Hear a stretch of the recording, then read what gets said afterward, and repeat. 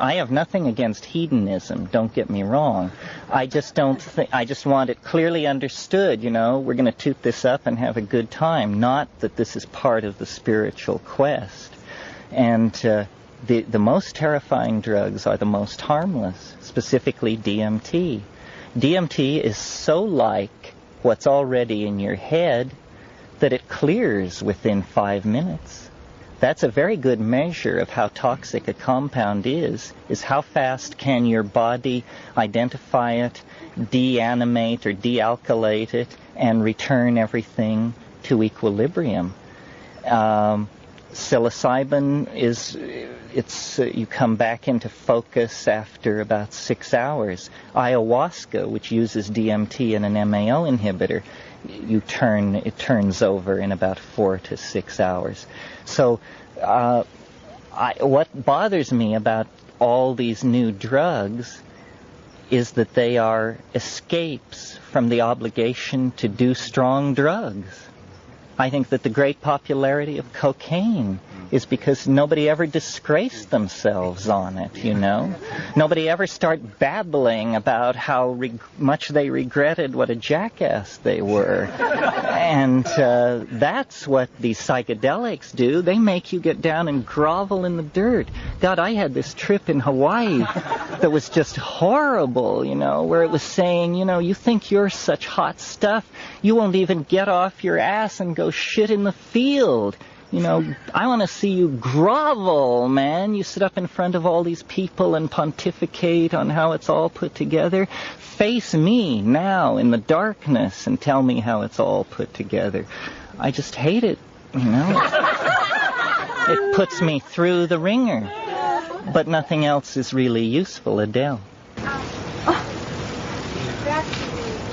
the discussion around the organic versus the not so Mm-hmm. not how to know how to really have to relate to one another, because the family structure is different where what you face is different, often leads you in a very desocialized state because of what you participate in the family.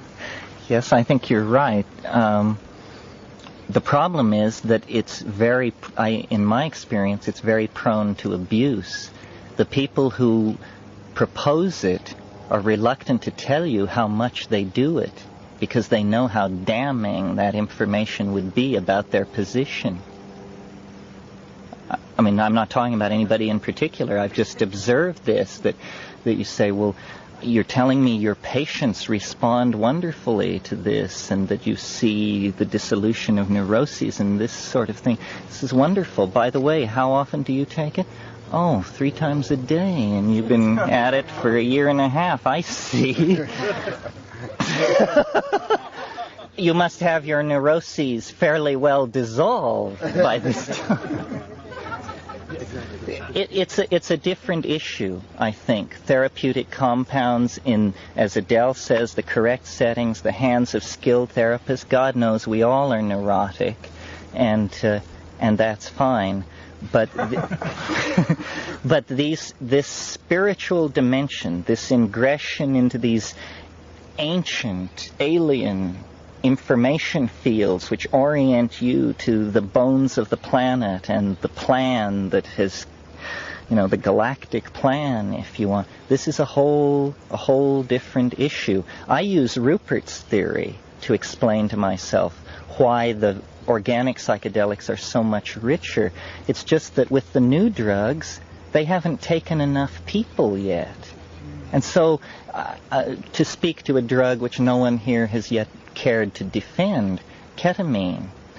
I've done ketamine a number of times, and my impression is always of this marvelous skyscraper filled with these vast Keristan-carpeted rooms and water coolers every 20 doorways.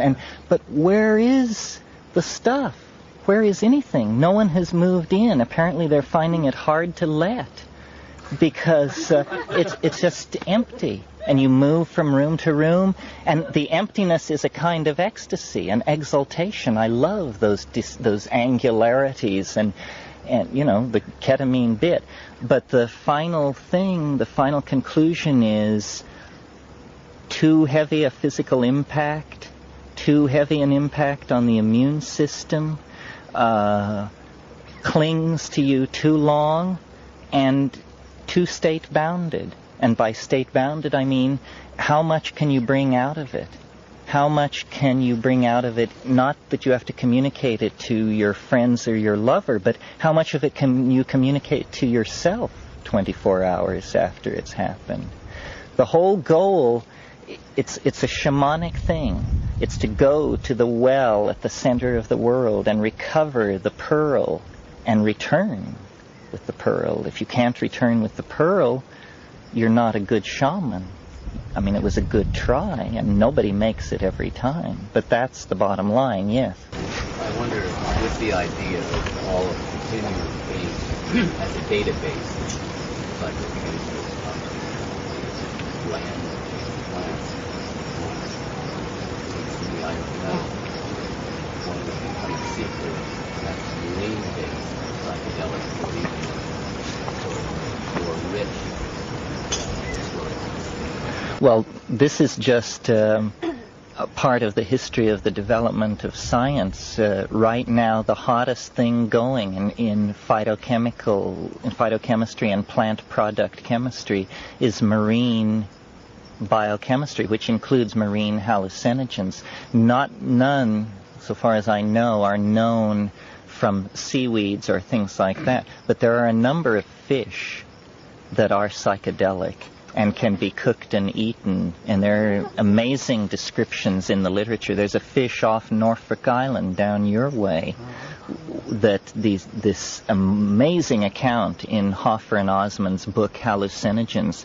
It was written about 1960, and this person had this vision. They visited a bronze plaque commemorating the first moon flight, and it just sounded like an off-the-wall experience. Yes, the ocean is a very rich, and part of your question is a good foil for me to talk about what we're trying to do, what Kat and I are trying to do in our day-to-day lives and how we've responded to the imperative of all this.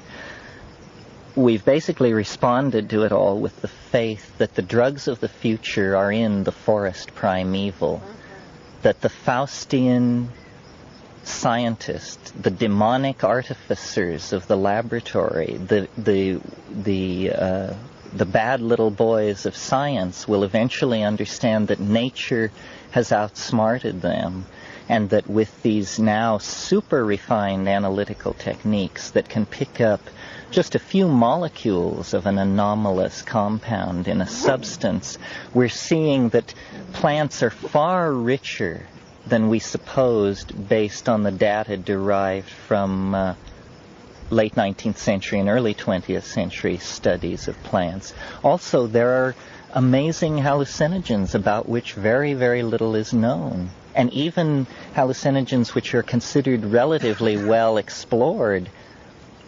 How can you say a hallucinogen is well explored? The ayahuasca complex in the Amazon is fascinating. Appears to be not only a hallucinogen, but a curing force regardless of the visionary effect. And people are taking it as a purgative and generating states of equilibrium and good health from it. So what we have some land in Hawaii and are working with my brother Dennis and trying to bring as many psychoactive plants together there as we possibly can to grow them, to have sufficient biomass so that we can both experiment with them and also provide living plants to researchers who otherwise would have to foot the expense of expeditions to Chile or the Amazon or the Himalayas.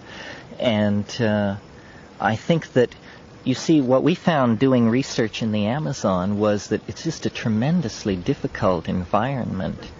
The people are spread thinly, and consequently you arrive with 7 people at a village of 20 people, and the food supply, the psychic state, everything is thrown into wild confusion. And then when they hear that you're there to learn about the secret, unmentionable drug which the old men used to communicate with the spirits, it's very tricky to, and the notion of being able to take drugs in that situation is almost impossible.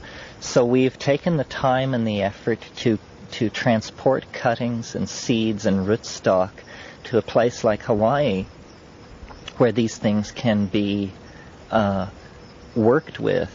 And if any of you have any contribution, financial, physical, or simply in the form of encouragement for this kind of a project, we would appreciate it. We want to set up a data bank that links a number of botanical gardens throughout the world, and then search the herbarium data and actually get a grip on what is claimed to be hallucinogenic, and then to separate these things out, cultivate them, provide a setting for people to take them in. I scoured India. I submitted myself to a number of different disciplines, and I think they are just the dimmest reflections of what is possible on psychedelics. I had an Indian acquaintance last year who took mushrooms for the first time. He had been practicing yoga for years and years and years, and he said, "Now I understand why they call yoga practice." So, Dawn. Morning glory seeds. Oh, I think morning glory seeds are fascinating. There are two kinds that were involved in the Mayan thing.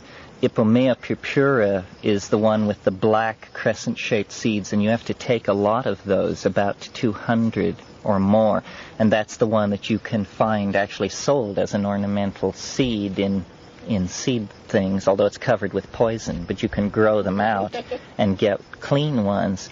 But that was the one that they took when they couldn't get the one they were really into, which is called Siltliltsen, and is Revia coriambosa. It's been recently reclassified to Turbina coriambosa. And there they only take 13 seeds.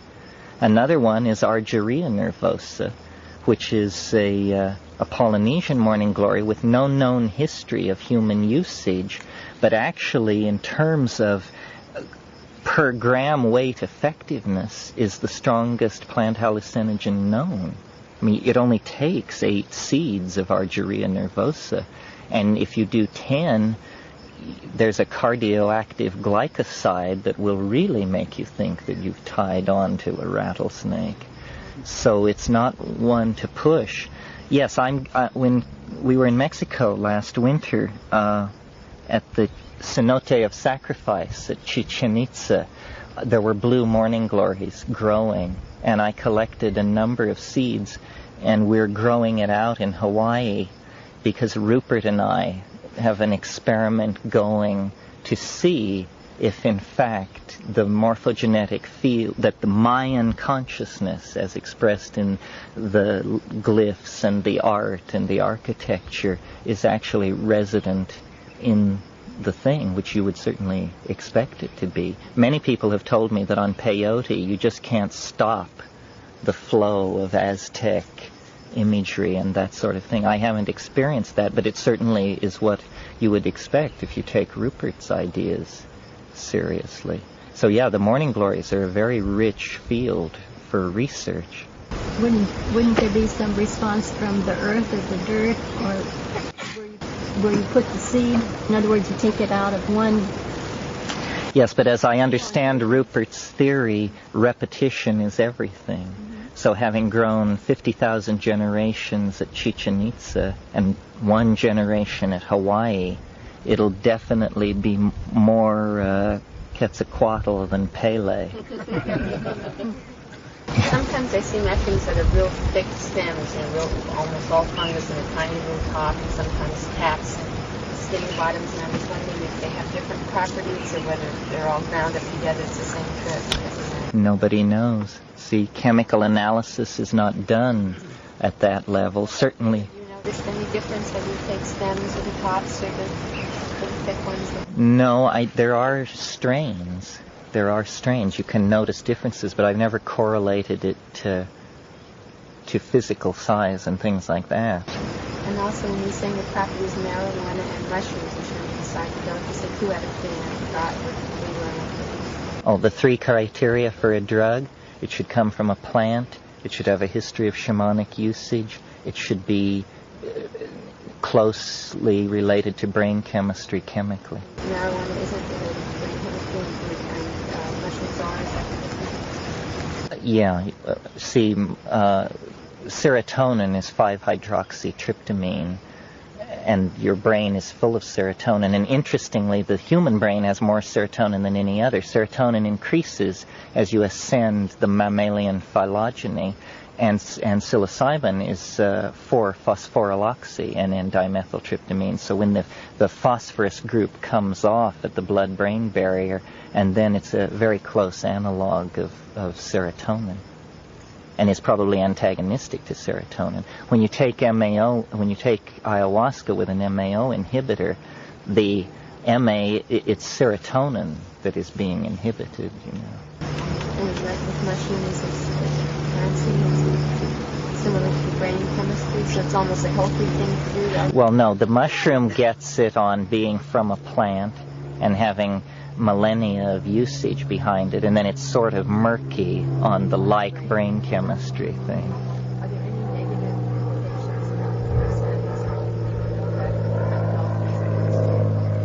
implications? No, there have been claims that it made you age quickly. Some people find it difficult to take because of stomach cramps.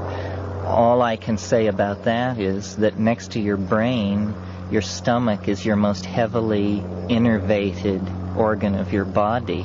And if we're going to stimulate the central nervous system, there's no way we can avoid stimulating the nerves in the wall of the stomach. So people who have this problem, basically, they just have to have a little talk with themselves and try and work it out. There are no contraindications to psilocybin physically. However, you know, well, there's even argument about that now. The only known case of death from a psilocybin mushroom was a child who ate it, but the original sample was preserved and has since been gone back to, and it is a paneolus, but it doesn't appear to be a psilocybin-containing one. However, that's good enough for me, that one murky case, and I tell my kids, you know, you've got to be 12 or 13 years old. In the Amazon, the shaman, he was giving his child small doses of ayahuasca, and he was 5 or... Yes, they give it to newborn babies. Although it's not clear that they give an effective dose. They sort of moisten their mouth with it. Yeah. The hivaro, yeah. In your book, you discuss this audible phenomenon associated with protein intoxication. Right. Elaborate on this a bit. Talk about matching it with a local version. Well, that's really my brother's area. He had this idea, which was not a traditional idea. He had a sort of a ideological conniption fit in which he had this notion at a very nuts and bolts level of how you could lock into the Earth signal, if you want to put it that way, or the information channel that is coming through psilocybin. And it had to do with using your voice to harmonically cancel and the interiorized tone that is generated sometimes on psilocybin, which he interpreted to be actually the sound of the electron spin resonance of the molecules. Sound is a imprecise term, but the waveform phenomenon given off by the electron spin resonance of the molecules as they intercalated into their bond sites. He thought he could use his voice to lock it in, and in fact if any of you know True Hallucinations, which is a talking book of 8 tapes that we have produced. It tells the story of that expedition and everything that went into it. And the results were ambiguous, but so terrifying that we didn't care to continue. It did appear that you could use self-generated sound to synergize and prolong these drug states, but it also appeared that you were putting your sanity right out on the line, and that we need more data before we plunge into an effort to recreate that kind of an experiment. But that was the dream, you know, to lock in the high, to get the voice and hold it, and to have all the physiological effects fade away, but keep the connection. In the way that Socrates said he had a daemon of a teaching voice, which he could refer to any time. Julian James' book on the origin of consciousness in the bicameral mind goes into this whole thing about how early primitive people may have had interiorized voices which directed them and their lives, and that it was the incorporation of that function that created the modern psychic function, which we call the ego. The ego is a trapped God, is what it is. We grew so blasé in the face of it that it became a part of ourselves. At least this is James' theory. Yes? What kind of strategy or right program would you suggest for someone that's willing to use psychedelics in areas just that's involved in perhaps other things, live in a city kind of setting? What kind of... How do you do it, you mean? Well, yeah. It's easy to tell you how to do it, and it's amazing how few people do it right. You do it in darkness, on an empty stomach, in silence, and alone. Doesn't sound like much fun, does it? It isn't. Yes, although to really see, psilocybin works in darkness. The visions. I mean, a full moon night is absolutely stunning on a psychedelic, no question about it. But the Mazatecans and Zapotecan Indians, all the ayahuasqueros we ever dealt with in the Amazon, it was all about getting into the hut, closing the door, blankets over the windows, dousing the light. They didn't do it alone. They did it in large groups, and it's all for himself, yeah. But if you did it alone, you were considered a shaman, I think. I think that's a lower dose. Most people who take mushrooms and claim knowledge of what mushrooms are about are talking about the 2 to 3 gram level. The game doesn't begin till you reach 5 grams. And the thing to remember when you're calculating dose, and also once you're loaded, is that it can't kill you. It can only convince you that it can kill you. So, you know, to take 6 or 8 grams is pretty terrifying. There's no reason why you couldn't take 50, 60, 70 grams. I'm not advocating it. I would never do it. But it's because of your mind, not your body. It isn't a danger to your body. In the controversy about MDMA that has gone back and forth many different ways, I said of psilocybin, here's a drug that's perfectly safe and makes you think you're dying every time you take it. MDMA, on the other hand, it never enters anybody's mind that there might be a problem, and actually they're brushing right up against the Grim Reaper. So that's a funny... And when it convinces you, when psilocybin convinces you that you're dying, there is not one iota of doubt left. It doesn't partially convince you. It entirely convinces you. And then you just go through it, you know. It doesn't always do that, but it's good to expect it to do that because you don't want to be caught by surprise by that particular deal of the deck, you know.